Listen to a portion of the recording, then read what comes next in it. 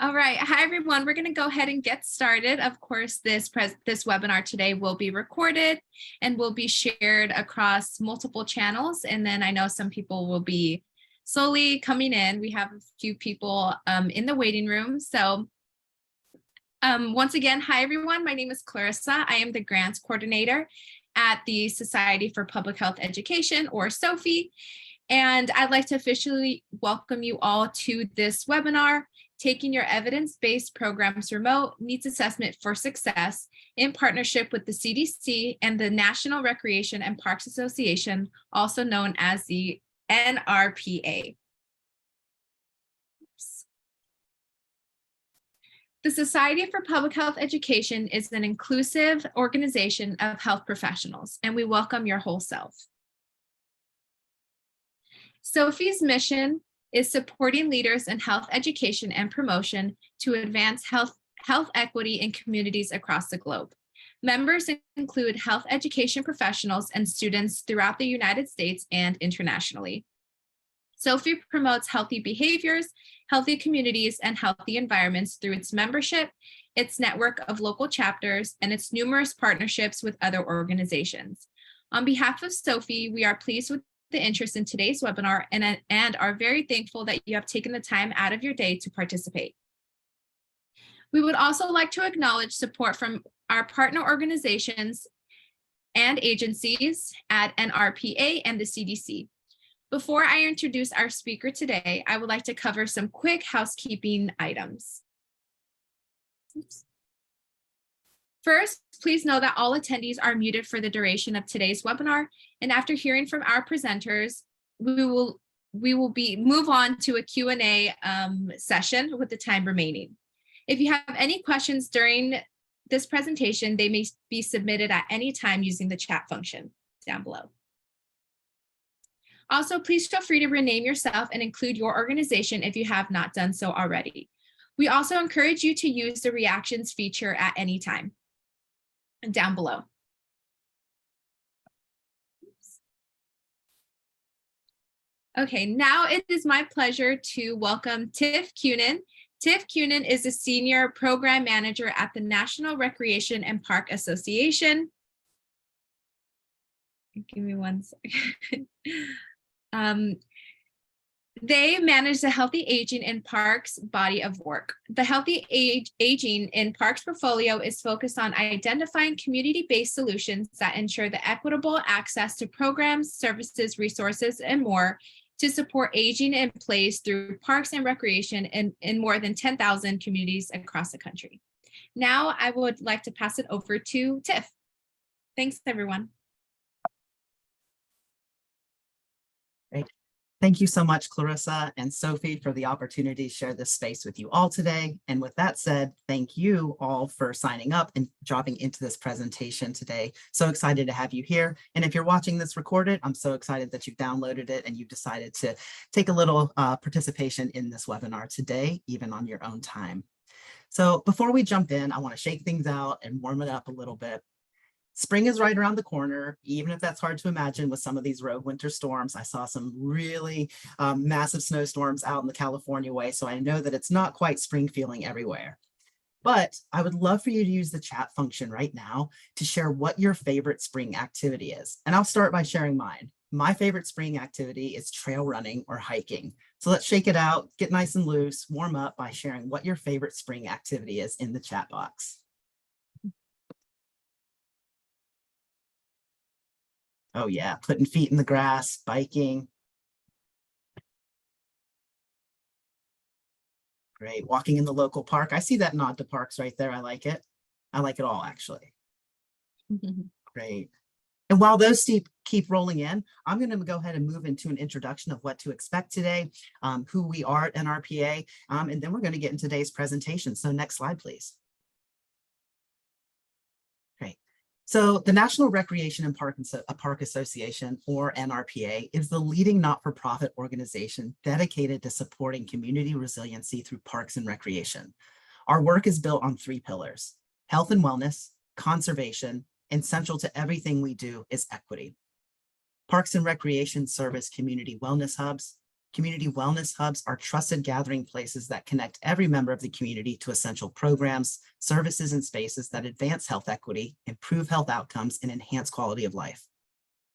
At NRPA, we support more than 60,000 members in more than 10,000 communities across the country, including Puerto Rico, Guam, and American Samoa. And we do this through resource development like best practice guides, professional development opportunities like webinars and our annual conference, and capacity building through grants, training, and technical assistance. Next slide, please.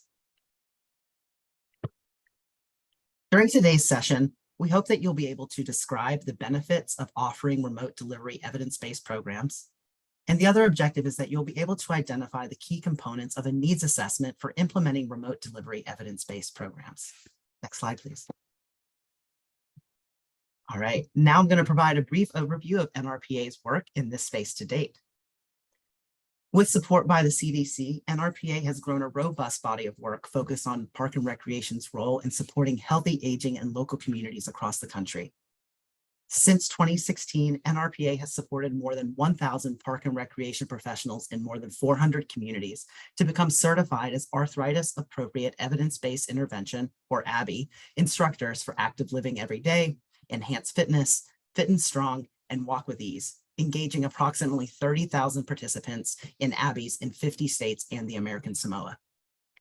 While these evidence-based programs were designed to be offered in person, the COVID-19 pandemic, coupled with the rapidly changing trends in healthcare, was a catalyst to test and evaluate the scalability of innovative delivery methods for evidence-based programs.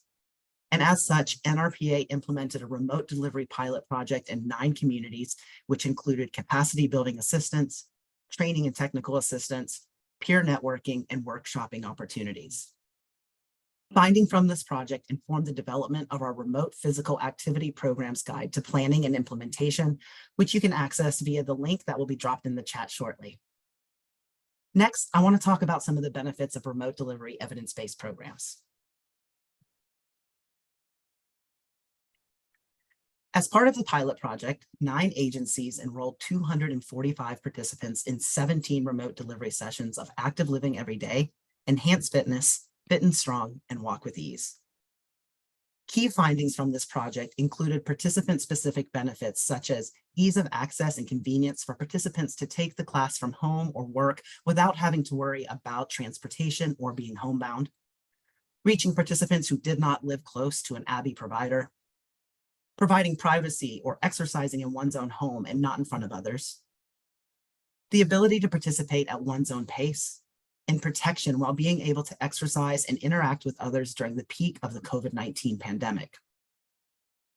Benefits to the Park and Recreation Agency when offering evidence-based programs remotely included being able to continue or implement new evidence-based programs anywhere, eliminating common concerns and challenges for Parks and Recreation, like finding space.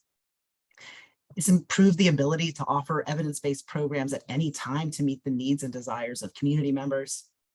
The ability to offer evidence-based programs during a time when programs would not have been otherwise available due to the pandemic.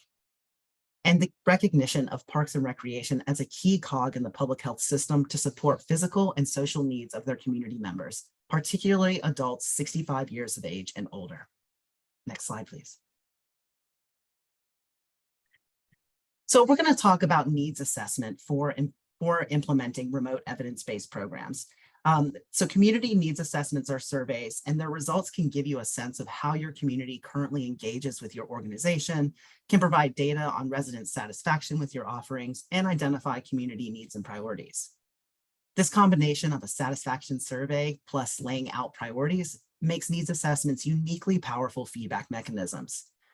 So today I'm going to talk about the components of a needs assessment and how community-based organizations can apply them to building their evidence-based program portfolio, including the remote delivery of evidence-based programs. Next slide.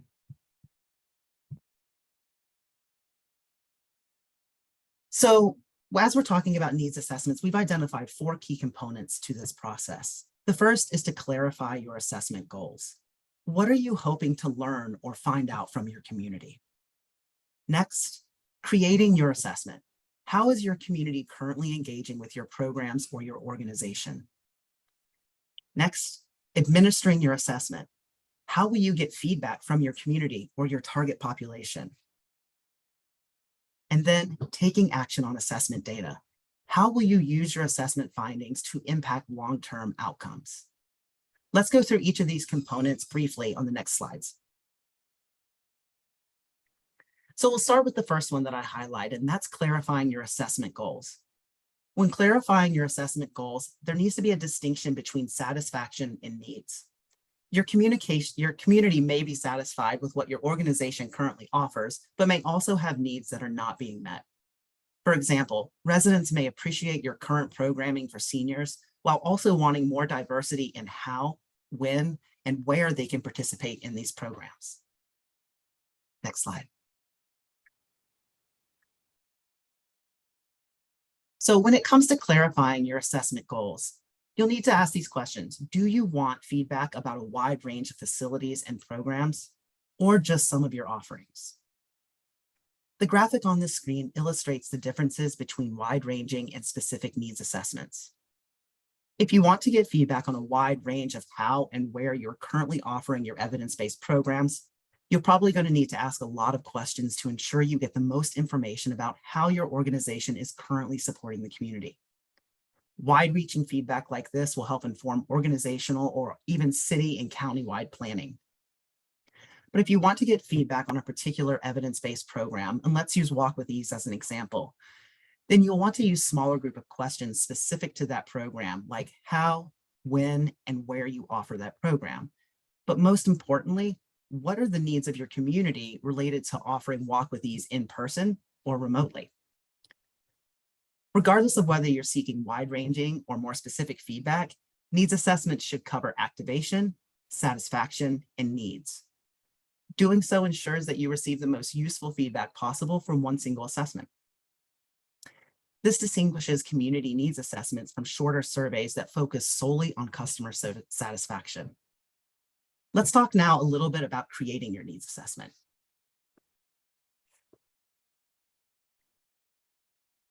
When creating your needs assessment, key actions include writing clear and specific questions that, depending on your organization's goals, may cover activation, satisfaction, and/or community needs that I previously mentioned.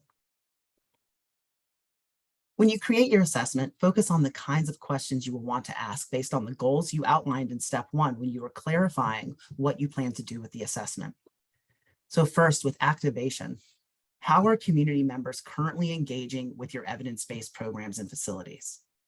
How are they accessing the programs and facilities? How many different types of programs and facilities are your respondents utilizing? And is your target population accessing other programs and services virtually or remotely? When it comes to satisfaction, how satisfied is your target population with the evidence-based programs you offer?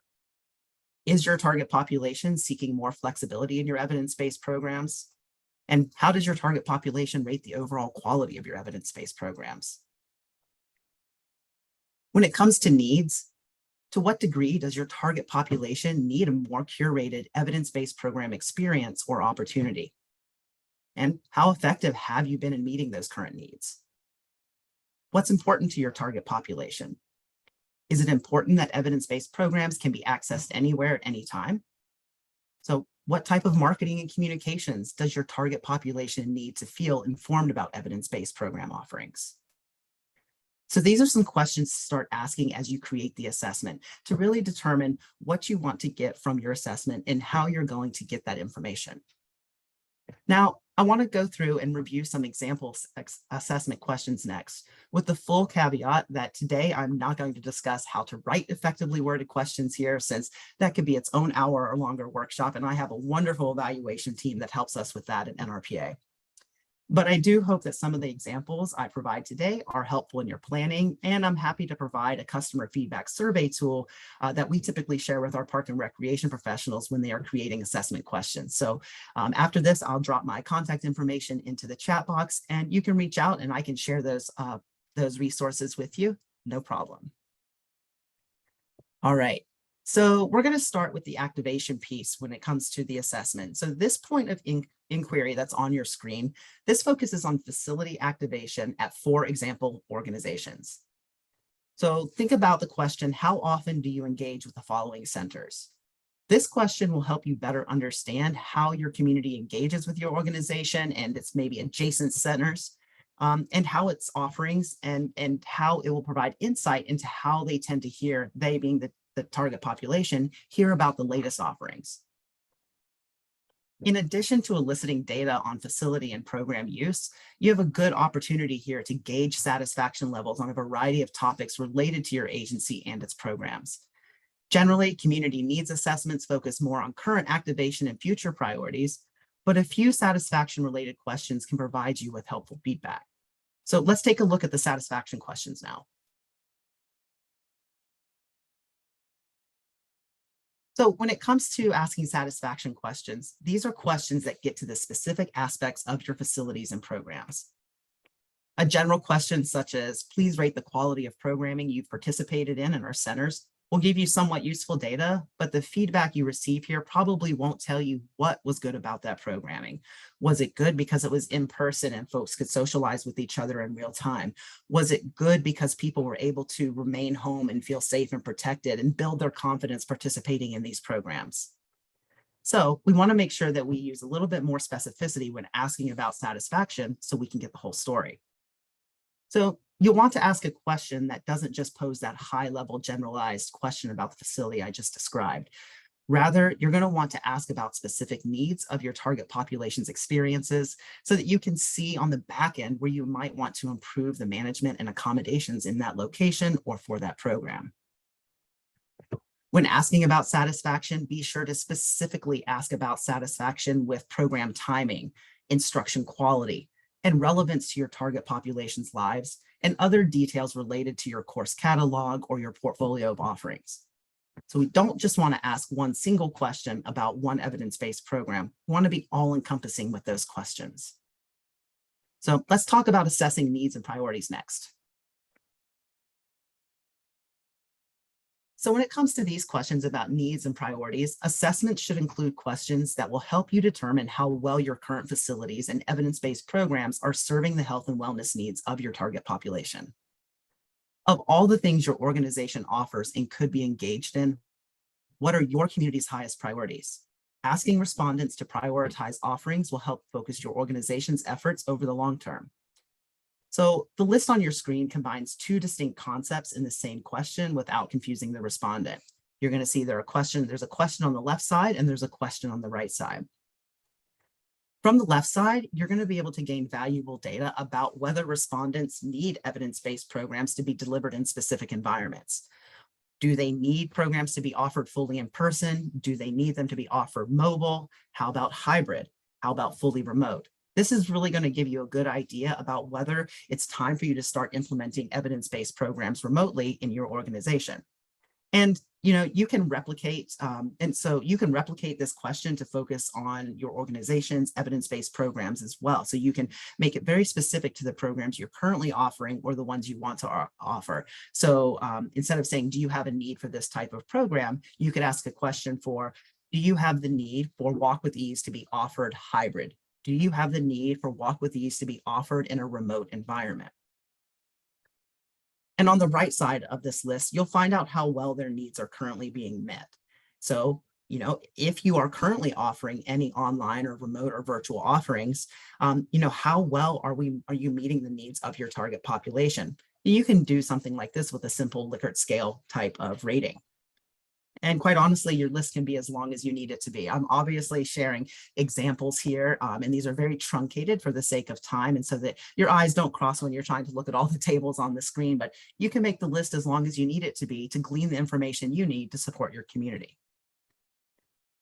One of the other things we also recommend is that we ask respondents to identify their 3 most important facilities and/or programs out of the longer list. This way, you're going to be able to curate your offerings going forward. And it's important to note that a variety of factors can contribute to the way that some residents do or do not engage with your evidence-based programs or facilities. So is there a lack of interest in current programming? Is there too much going on in their lives? Or are there socioeconomic factors, or are there social drivers or determinants of health that are not being met or are leading to the community members being underserved? So let's talk about administering the assessment to find out more about your target population. All right, so now we're moving into the next phase of administering the assessment. You've clarified your assessment goals, you've created your assessment, and now it's time to administer the assessment. The very first thing that I want to note here is that it is so important that your whole community is reflected in your response pool. You're going to want to make sure that you are involving seniors, those living with disabilities, members of the LGBTQ+ community, people of color, and non-English speakers in your assessment process so that your response pool represents the most diverse cross-section possible of your community. Then it's so important to identify an effective administration model to ensure a high response rate of your assessment.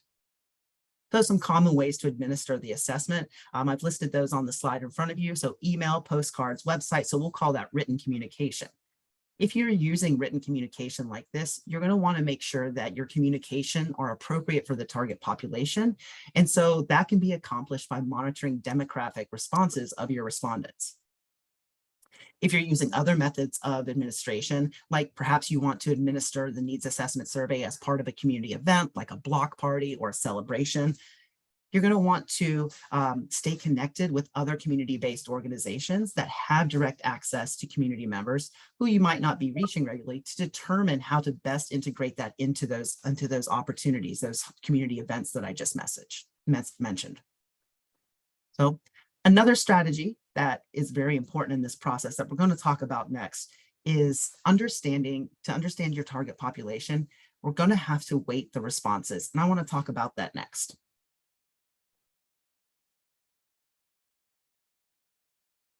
So I'll talk a little bit about why we want to weight our responses in this part of the assessment and what that means. So how do you know if the responses you garnered from your survey are representative of your community? First, you can pull demographic data about your community so that you have a sense of its total population and diversity with respect to age, gender, race, ethnicity, and other demographic characteristics. A great way to do this is using the US Census Bureau's American Fact Finder to find data in your community. So, for example, based on census data, the fictional community of Anytown, USA has a larger Black population than is reflected in your assessment responses. You will need to weight the survey responses so that this group's views are accurately represented in the feedback.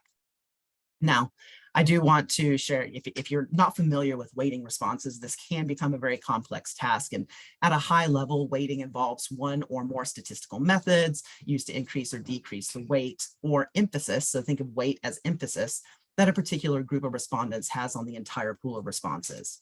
And one of the strategies we recommend at NRPA for community-based organizations to weight responses appropriately is if you don't have internal evaluation team, then you're going to want to consult with a local university, for example, a research organization, or consultants and contractors that can help you with that process. After you've weighted your responses, it's actually very possible that your community's activation, satisfaction, and needs could look quite different, making the weighting a vital step before you analyze and take action on your data, which we're going to talk about next. So I did see that we had a couple of evaluators pop into the room, and I think that they can probably, I hope that they agree with me on this, but the most important thing that we can do with data is use it. There's so much data from focus groups, surveys, maps, the US Census Bureau, and other sources that local governments, whether due to lack of resources or competing priorities, never use to improve services for their communities. So we don't want to let valuable information that you've received from the community sit on a shelf, whether that shelf is digital or actual. So if we do let that information sit on the shelf, it's going to become more difficult over time for the organization to engage residents in the programming because they're not going to have the trust that you're taking their feedback into account in order to strengthen those offerings. This same lack of trust and engagement can affect fundraising, can impact volunteer efforts, and other organizational activities which depend on community participation. So it is very important that you use your data to, one, inform strategic planning efforts. So for example, what is your target population's needs and priorities related to offering evidence-based programs in person or remotely? You're going to use your data to revise your communication and marketing plan.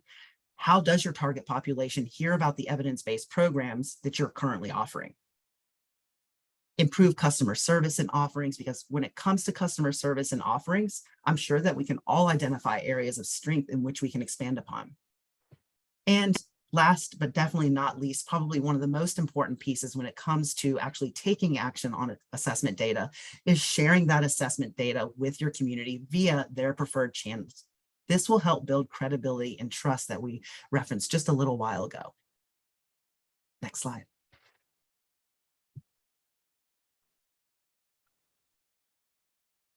So I mentioned informing strategic plan efforts as the very top of using that assessment data. And that's where we're going to stick with for this next little bit, is informing those strategic planning efforts, because a lot of folks are right there. They're in that part where we're building the foundation, building the outline, building the framework or the model for how you might want to start implementing remote delivery evidence-based programs in your community. So an example of how you can use assessment findings to inform your strategic planning efforts related to offering evidence-based programs and offering those programs remotely include, what is your target population's needs related to the evidence-based programs you offer or plan to offer, and the method or location in which they are offered. What is your organization already doing well? Does your marketing and communication strategy meet the needs of your target population? And can you improve your evidence-based program calendar? Are you currently reaching all the corners of your community? If not, how can you increase your reach? And one of the most important pieces, how do you know whether or not you are successful? What does success look like in your community? So on the slide, you can see also that there's a graphic. And I wanted to share that the graphic on the right side of your screen actually illustrates how one of our remote delivery pilot sites used their assessment information to build a strategic plan for implementing an arthritis appropriate evidence-based program remotely. As a result of their assessment and how they were able to apply their findings to strategic planning, this site is not only offering multiple remote delivery programs for folks who want to manage, who need support managing and preventing arthritis, but now they have a robust remote delivery portfolio, which includes, but is not limited to, youth development, aging in place, and general health education offerings. So this goes back to speak about the benefits of offering evidence-based programs. But it takes a little while to pivot from that in-person offering to determine what your target population needs, what are the capabilities of your organization, and how can you bend the capabilities within your organization to meet the needs that come out of your assessment. Next slide, please. Whoa, and we're already tying it all together. This went by so fast. You guys are a fun group. So what I want to do here when it comes to tying it all together, when it comes to needs assessments and community-based evidence-based programs, is I want to lift up the 3 key strategies when conducting needs assessments for offering community-based evidence-based programs. First, always center your community or the target population's voice in this process. That is vitally important for everything we do in public health. We don't want to be prescriptive. We want to work in collaboration with the populations, with the communities, and with the individuals for whom this work can impact, right? So we want to bring all the key stakeholders to the table because it is so incredibly important to get community members' feedback to inform decisions about how you offer evidence-based programs. Second, you're going to want to use the needs assessments and other methods to survey your community to get a better sense of their needs and priorities. Needs assessments are going to give you that sense of how your community currently engages with your facilities and programs. Are you getting responses? Are you getting feedback that your facilities and programs need a more diverse offering of your evidence-based programs? Are individuals indicating to you that they're unable to, that they would like to participate in the programs, but they're unable to? This is what the survey helps to answer, is if you are seeing that you have a low participation rate, there could be some barriers to participating in that program that we mentioned before. Is transportation an issue? Do people feel like they have the self-efficacy to perform the exercises or the movements or participate in the health education program confidently with others in real time? Or do they need a more private experience, experience with that program in terms of a remote delivery evidence-based program where they can participate in the program in the comfort and privacy of their own home or their office? The one thing I do want to stress here is that we don't want to rely only on the needs assessment data to inform strategic planning processes. By using other data sources such as social media content analysis, GIS software, and registration or activation data from your programs and facilities, you can ensure that your agency's direction is based on the information that gives a 360-degree picture of your community. So while needs assessments are vital to how you assess, how you implement, how you change the delivery methods of the programs in which you're offering, there are other data sources that are so important to consider when you move through this process. And recognizing that we are 30 minutes in, I can't believe how fast this went by. I'm going to end up closing up right here and say with that, thank you so much for your time and attention with this really high level overview of how needs assessments can be implemented in order to support your evidence-based programs in determining whether moving to a remote delivery model is right for your organization and your community. And at this time, I do believe we're going to go into a Q&A session, which is great because I love having a lot of time for Q&A. And what I'm going to do, I'm going to go on to mute real quick, and then I'm going to drop my contact information into the chat box. Yes, everyone, we encourage you to please put any questions that you have in the chat. And I myself do have a quick question for you, Tiff. What are some of the most common challenges that a community-based organization might face when implementing remote delivery EBPs?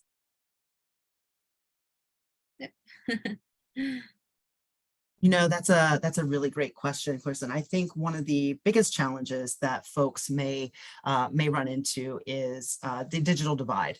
And the digital divide exists, and to operationalize that, there are individuals and populations who simply don't have access to technology, and they may not have access to certain types of technology, and this leads to some gaps in digital literacy and being able to access those types of opportunities. So, I think there's around 1.4 million folks in this country that don't have access to regular internet or the appropriate devices to access the internet. And so what some of our sites and some of our grantees have found is that there are solutions that they were able to implement, like they were able to set up community hotspots to allow broader internet access for folks. They were able to develop device loaner programs for things like tablets and computers and other mobile devices. And some other solutions that definitely our remote delivery pilots leaned into was offering a session zero class or a pre-workshop meeting to really level set about how to use Zoom, how to use WebEx, how to use Google Meet, whatever the platform is going to be. So almost offering some pre-class technical assistance to participants in how to use that technology. A couple other ways that folks have addressed this is by identifying peer mentors to support the digital tech literacy piece. So for example, perhaps I had some challenges, or there were some barriers to me really understanding how to use my computer, or understanding how to use my tablet, or understanding how to use Zoom. What we could do is we could assign me to a mentor, for example. So I believe my colleague Sina is in the presentation right now, and perhaps Sina has a really high digital literacy, is really great with tech and programs and likes to teach. Sina might be able to be my peer mentor to help support my digital and tech literacy. And along those same lines, other key aspects that our remote delivery pilots brought up was really making that investment in staff training to be able to teach other staff and participants. So taking a look at professional development, and if you're leaning into pivoting into offering remote delivery evidence-based programs, or you want to improve the quality of your remote delivery evidence-based programs, we truly feel that it is vital to invest in those staff training opportunities, whether it's through something like LinkedIn Learning or other opportunities that exist to get better at using technology, but also better at teaching other people how to use that technology. And I think it goes without saying, but I would be remiss if I didn't mention it, partnering with other community-based organizations or healthcare partners will help build capacity to help bridge that divide in your community. Great. Thanks, Tiff, for that fantastic explanation to my question. I do have another question. What were the most impactful outcomes of the remote delivery pilot that you mentioned?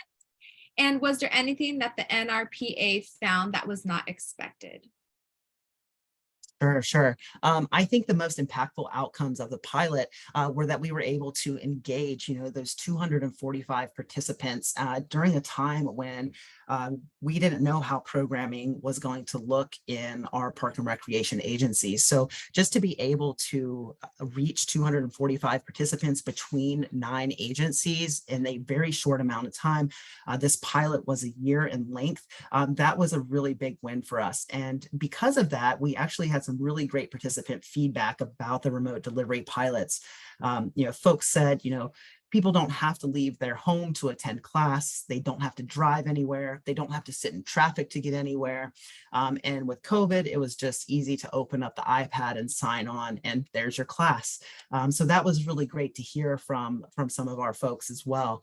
I think some of, beside the actual physical, the actual physical and mental health benefits of being able to engage in the arthritis appropriate evidence-based interventions, we saw that folks had increased self-efficacy using technology.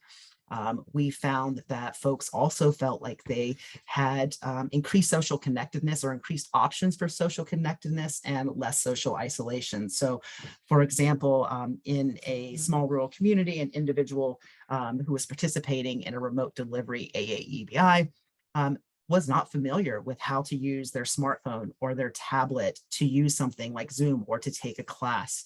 And so when they were introduced to the remote delivery Walk with Ease, I believe it was, through that class, they learned how to use their tablet and their phone more efficiently and more effectively.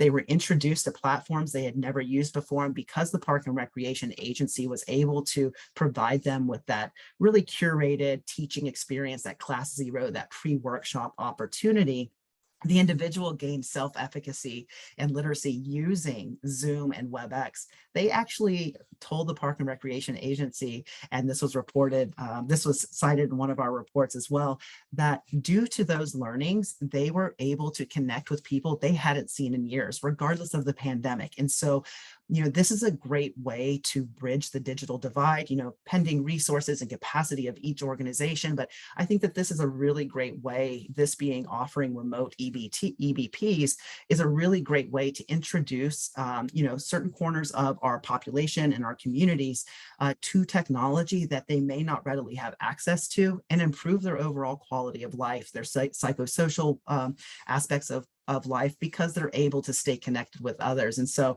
this participant that I was alluding to mentioned that they were like, hey, I was able to actually see my sister face to face on the phone for the first time in many, many years, because I was taught how to use that during the evidence-based program. Wow, that is fantastic to hear all the great things that came out of the pilot study and just in general for this specific population. Very great to hear. Thanks, Tiff, for answering my questions. And please, everyone, if you have any additional questions, please feel free to put them on the chat. And you also can unmute yourself if you would like. So please don't be shy. Any questions are welcome. And we also do encourage you to take a look at the implementation guide that was posted to the chat.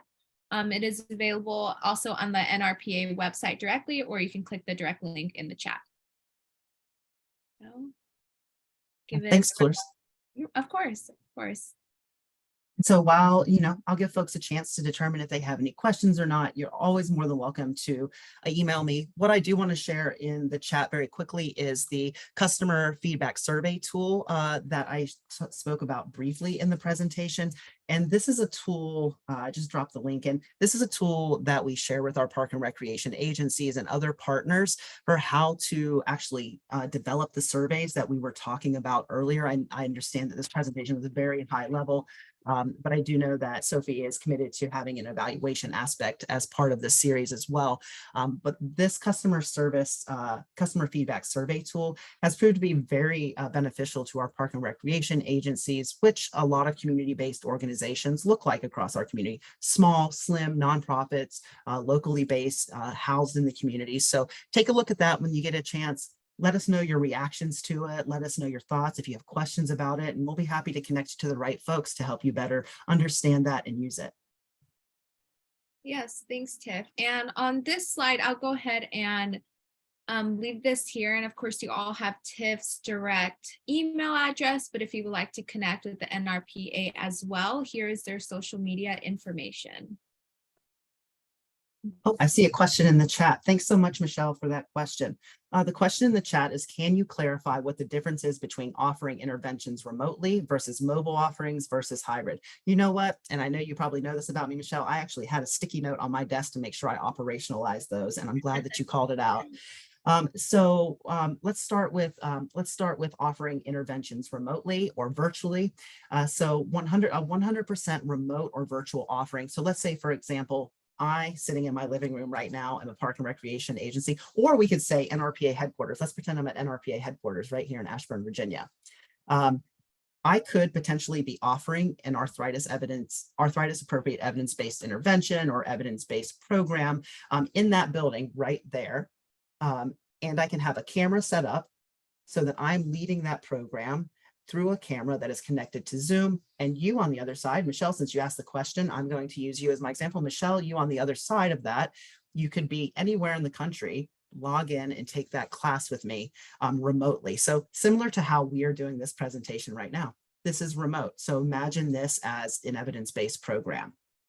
The other program was the mobile program. So with the mobile program, one of the things that we found has been really beneficial to reach all corners of our communities through Parks and Recreation is helping park and recreation agencies build capacity for mobile programming. So think about vans or vehicles that maybe house program equipment and go out to the sites in which, or out to the areas in which people live, people work, people play, people reside. You know, parks and green spaces and getting access to buildings. I understand that, you know, we have a lot of different organizations represented through our participant list today. So it can be, you know, YMCA, Boys and Girls Club, a local library or senior center. It's not always easy to get to those spaces. What might actually be easier and more effective for your programs is to consider mobile offerings. So there's an organization, the Prince George's County Park and Recreation Agency. I believe that's the agency that has this beautiful mobile fit van. It's a big 12-passenger van that they've gutted, and it has their logo on it, and it says mobile fit.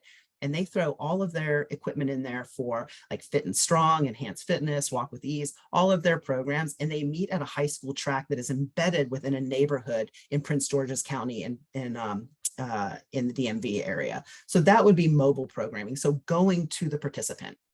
And then hybrid programming.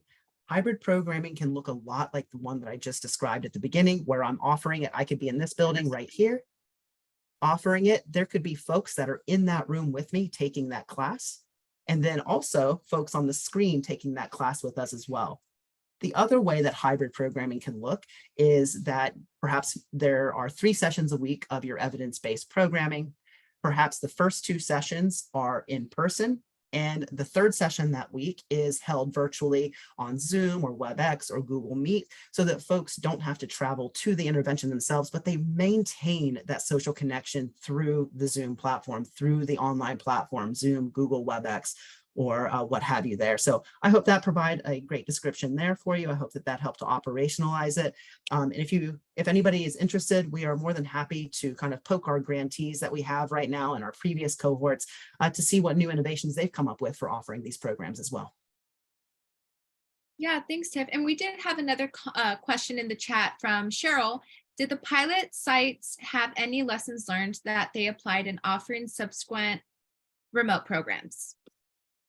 Yeah, Cheryl, I think that the biggest lesson learned was to offer that pre-workshop opportunity for individuals to get acclimated to the session. So if folks, let's say whether the subsequent remote offering was for an evidence-based program like Walk with Ease, or maybe it was, you know, a youth development program, they found that it was extremely beneficial to make sure to offer that class 0 or that pre-workshop opportunity so that folks could get, so that everybody was on the same level. So looking at it from an equity standpoint to say, hey, we know that, you know, some folks have a lot of access to technology and some folks don't. We're going to level set in this one session that folks can come to, and everybody's on the same page. We learn how to use the platform. We learn what the expectations are for the session that we're in. We meet folks and we get to build that rapport with the cohort as well as the instructors who are offering those programs. So I think that was probably the biggest lessons learned that they applied in subsequent remote programs. and then just curated those pre-class workshops based on which program was being offered. So Walk with Ease doesn't have equipment associated with it, but Fit and Strong and Enhanced Fitness, they both have equipment associated with it. So, curating that pre-class workshop to ensure that folks, what is an ankle cuff weight? What is a wrist cuff weight? What does it mean to use these? When should I use them? Demonstrating modifications for movements as well. So, Walk with Ease doesn't have equipment like ankle weights or cuff weights, but there are ways to modify movement. So that class 0 or that pre-workshop opportunity really helped set these programs up for success subsequently following the remote pilot. Great. Fantastic. And thank you everyone for your questions. Let's see if there's okay, great. So I think that is all of the questions for today. If you guys have any last minute, please feel free to put them in the chat. But as mentioned, here are their media links and things like that. So.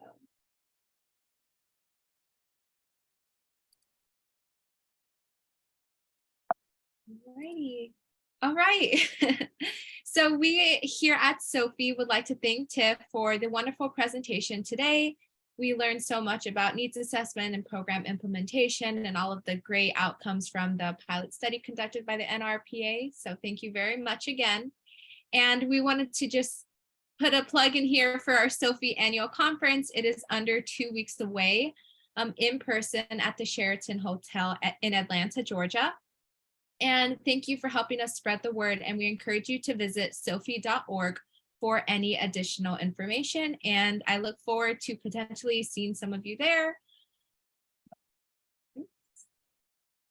Okay, so we value your feedback and we ask you to complete the webinar evaluation that is posted to the chat.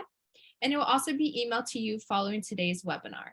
And your evaluation of this webinar will assist us in planning any future webinars. So with that said, we would like to thank you all and to our presenter today for participating in this webinar.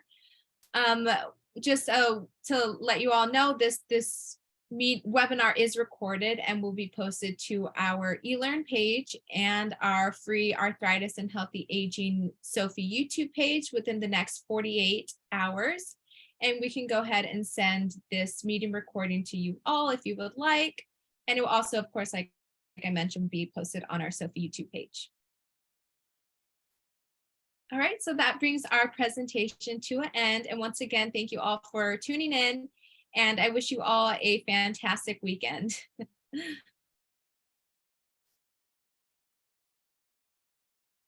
Bye, everyone.